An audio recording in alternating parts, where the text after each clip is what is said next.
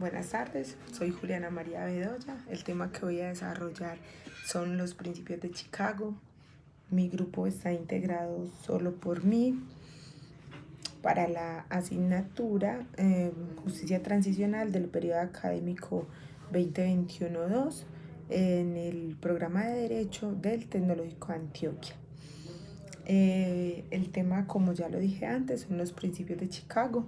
Voy a hacer una leve introducción de dónde surgieron y luego pasaré a hablar independientemente de cada uno de los 7 principios de los cuales están compuestos los principios de Chicago.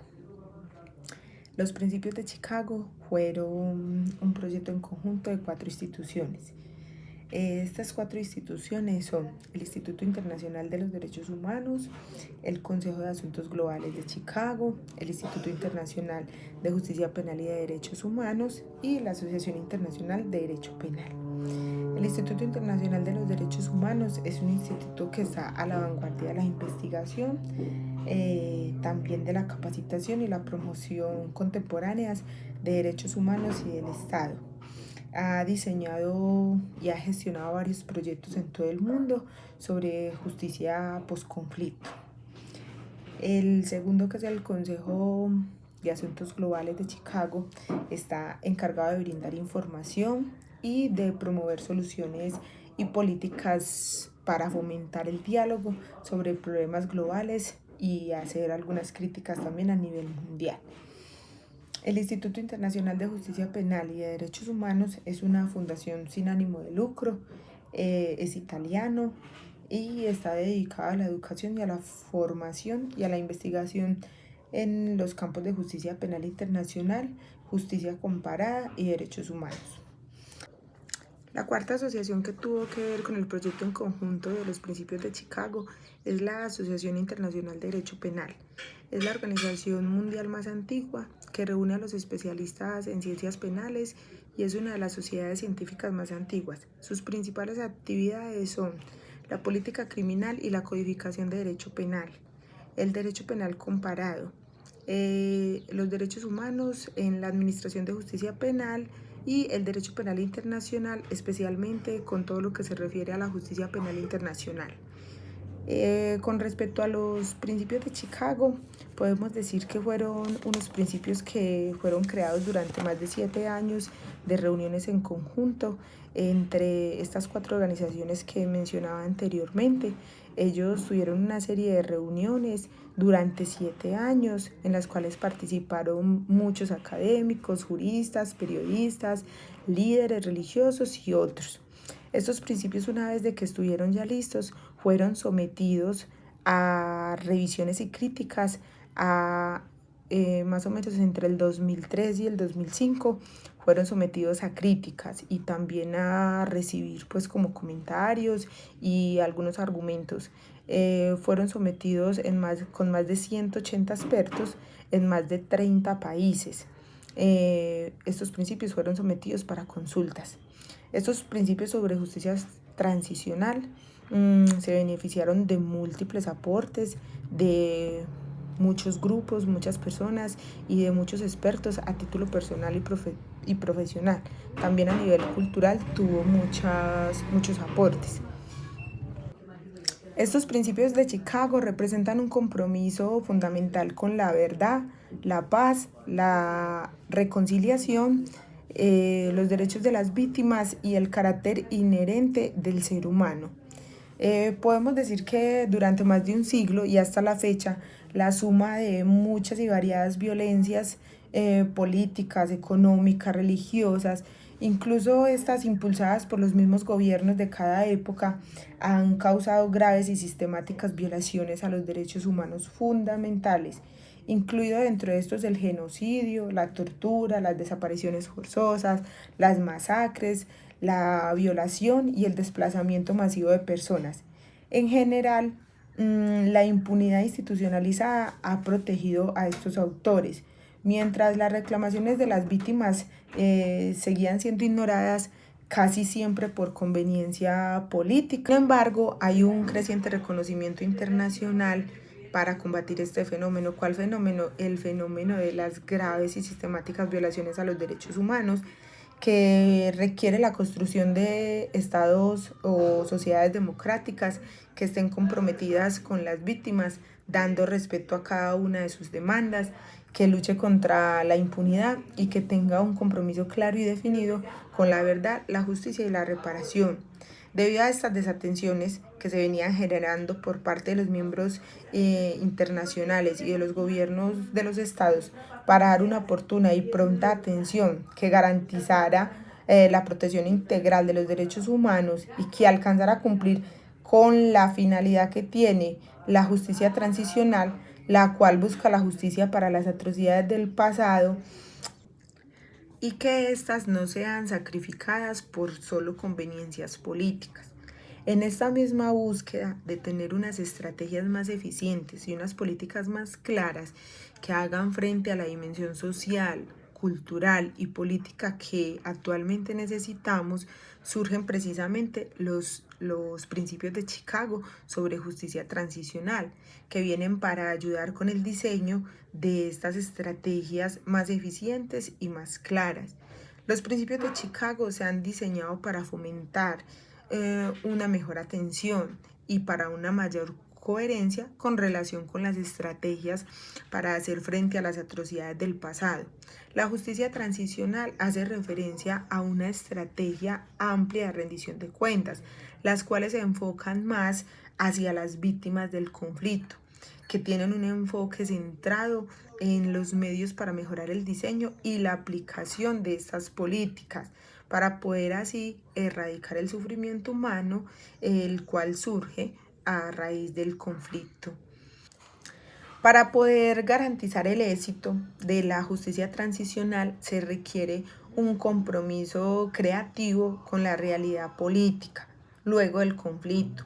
Siempre deberá buscarse maximizar la rendición de cuentas y minimizar la impunidad. Una adecuada estrategia de justicia transicional permitirá revelar la verdad, la reconciliación y proporcionar la reparación total y completa lo mejor posible para cada una de las víctimas, y poder así de esta manera enfrentar la violencia del pasado con un proceso abierto, con un proceso transparente y con un proceso veraz y oportuno. Hasta acá tenemos lo que es la introducción de lo que era el surgimiento, las instituciones que participaron en la creación de los principios de Chicago, cómo se relacionan los principios de Chicago y cómo se aplica frente a la justicia transicional. A continuación vamos a hablar de cada uno de los principios de Chicago, son 7, y vamos a hacer un breve enfoque en cada uno de ellos, tratar de explicar de qué se tratan y en qué consiste cada uno de estos principios. En el principio 1 tenemos la investigación y procuración de justicia. Cada uno de los estados deberán juzgar a los presuntos autores de las violaciones graves de los derechos humanos y del derecho humanitario. Los estados tienen la primacía para diseñar sistemas jurídicos normativos para investigar las graves violaciones a los derechos humanos y al derecho humanitario que hayan ocurrido dentro de su territorio. Los tribunales penales internacionales y los tribunales nacionales de otros países solamente pueden ejercer su jurisdicción cuando los tribunales nacionales no puedan ofrecer las garantías suficientes de independencia y de imparcialidad, o no quieran o no puedan comprometerse con una acción judicial efectiva. Los estados también deberán cooperar con las investigaciones, con la conservación y con la recolección y la divulgación de información con relación a estas graves violaciones de los derechos humanos, para ayudar a las organizaciones internacionales y también a los tribunales. No deberá existir excepciones o limitaciones que protejan a los perpetradores de las acciones que hayan realizado. No pueden haber limitaciones que obstaculicen las investigaciones de delitos como el genocidio, las violaciones graves a los derechos humanos, crímenes de guerra y delitos contra la humanidad. Los estados no deben conceder amnistías para los perpetradores. Eso con referencia al principio número 1. Dentro del principio número 2 tenemos la búsqueda de la verdad y las investigaciones por los delitos del pasado, donde los estados deben respetar el derecho a la verdad y fomentar las investigaciones de comisiones de la verdad y otras iniciativas similares para las denuncias de graves violaciones a los derechos humanos. Derecho a la verdad. Las víctimas y sus familias y la sociedad en general tienen derecho a esta verdad, tienen derecho a la información general, a la historia y a la identificación de los responsables de las violaciones del pasado. Tienen derecho a saber en qué circunstancias y cómo ocurrieron dichas violaciones. Y el paradero de las personas desaparecidas también tienen derecho a saberlo, de dónde están sus restos. Todo esto a través de las comisiones de la verdad, las cuales pueden ser creadas a través de legislación, de tratados de paz, de decretos o otros actos jurídicos que comúnmente las define un mando oficial. De esa forma se pueden crear las comisiones de la verdad. Los objetivos de dichas comisiones de la verdad son el establecimiento de un registro histórico preciso de las violaciones del pasado, la determinación de la responsabilidad individual y organizacional de estos hechos, donde las víctimas pueden ser reconocidas y escuchadas. Son imparciales y independientes. No son tribunales judiciales, pero pueden apoyarse en el ejercicio de acciones legales junto con los tribunales, dichas comisiones. En el principio número 3 tenemos el derecho de las víctimas a los recursos y las reparaciones, donde los estados deben reconocer una especial situación de las víctimas y garantizar a ellas el acceso a la justicia y el desarrollo de recursos y reparaciones. ¿Quiénes son las víctimas? Las víctimas son estas personas que han sufrido un daño, ya sea individual o colectivo, incluido en este daños físicos o daños mentales o sufrimientos emocionales. También podríamos tener como daño la pérdida financiera y el menoscabo de importantes derechos legales. Los estados deben garantizar que las víctimas sean tratadas con compasión y con respeto. También deben adoptar medidas adecuadas para garantizar la seguridad y la intimidad tanto de las víctimas como de sus familias. Garantizar también un efectivo acceso a la justicia para que estas víctimas conozcan cuáles son sus derechos y puedan participar de dichos procesos de reparación. El derecho de la reparación, dentro del derecho de reparación, los estados deben proporcionar a las víctimas reparaciones por actos o omisiones derivadas de las violaciones. Deben hacer cumplir las sentencias y también reparaciones domésticas contra las partes responsables y hacer cumplir también en algunos casos sentencias extranjeras válidas. Dentro de este tipo de reparaciones tenemos la restitución, la indemnización, la rehabilitación y la satisfacción y garantías de no repetición, estructuradas de acuerdo a la legislación nacional y a obligaciones internacionales. En el principio número 4 tenemos las inhabilitaciones, las sanciones y las medidas administrativas, en la que los estados deben aplicar políticas de inhabilidades, sanciones y de medidas administrativas. Las inhabilidades impiden a los perpetradores de violaciones del pasado, los impide para que estos participen en dentro del gobierno o en puestos oficiales. Puede ser por un periodo corto o de por vida. Estas políticas de investigación son un apoyo claro a la rendición de cuentas. Dichas sanciones o estas sanciones o inhabilidades deben ser proporcionales a las responsabilidades. Dentro de las inhabilidades tenemos las inhabilidades de líderes políticos, de actores no estatales, y también inhabilidades para los jueces. Eso en el principio número 4, que eran las inhabilidades y las sanciones. En el principio número 5 tenemos la conmemoración, educación y preservación de memoria histórica. ¿Qué quiere decir esto? En este principio, los estados deben apoyar programas oficiales e iniciativas populares en memoria de las víctimas para educar a la sociedad con respecto a la violencia política del pasado y preservar la memoria histórica. La conmemoración puede contribuir a la reparación y a la reconciliación. Es por esto que los estados deben conmemorar el honor, la dignidad y el sufrimiento de la humanidad de las víctimas, ya sean que estas víctimas estén vivas o estén muertas.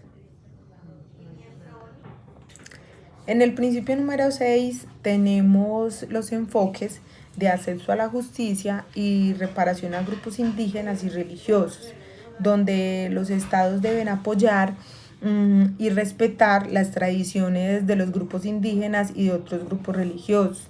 Para poder garantizar este principio, los estados deben garantizar el acceso a la justicia de estos grupos indígenas y religiosos y ya que dichos grupos tienen un alto nivel de legitimidad, por lo general integrados en su vida cotidiana, la de sus familias y también la de sus comunidades y la de la sociedad en general.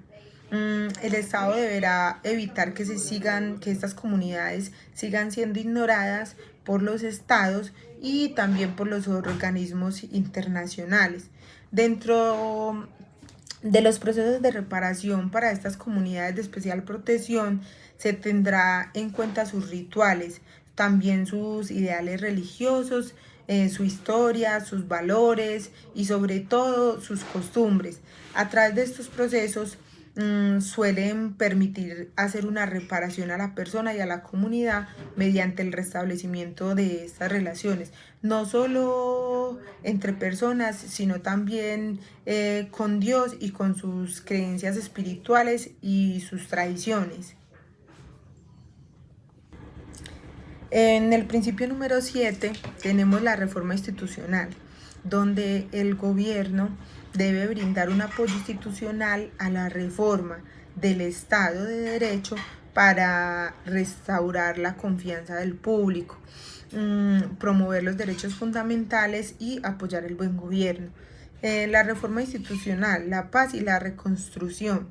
Todos estos estados miembros que participan o hacen parte y aplican los principios de Chicago tendrán acciones para mejorar la gobernabilidad y de esta manera poder ayudar a las instituciones para hacer frente al legado de las violaciones.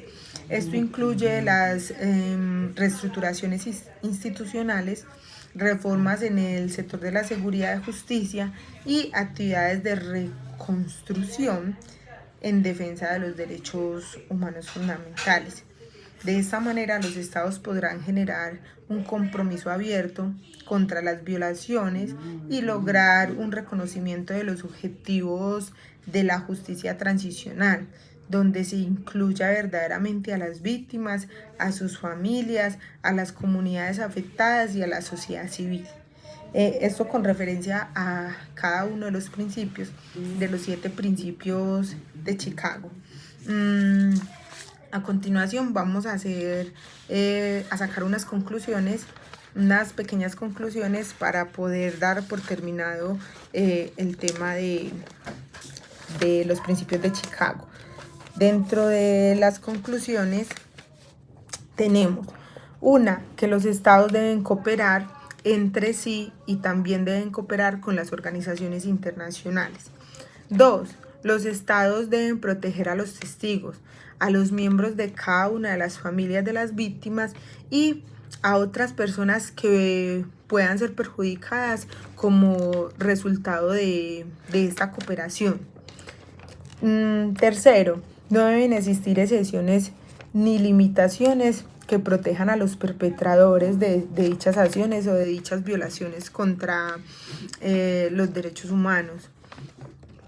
Cuarto, las comisiones de la verdad tienen la responsabilidad de presentar sus conclusiones a la opinión pública. Quinto, las disculpas por parte del Estado, los actores y otras personas involucradas pueden fomentar el entendimiento social. Sexto, los estados deben combatir la corrupción como parte de una política de reformas. Séptimo, los estados deben promover la observancia de los códigos de conducta de todos sus funcionarios públicos. Y como última conclusión en general, tenemos que los estados deberán garantizar la disminución de las desigualdades sociales y también de todas las desigualdades económicas. Esto es todo con respecto a la presentación. El tema pues que a mí me tocó fueran los principios de Chicago. Espero que hayan quedado claro y nos vemos en un próximo video.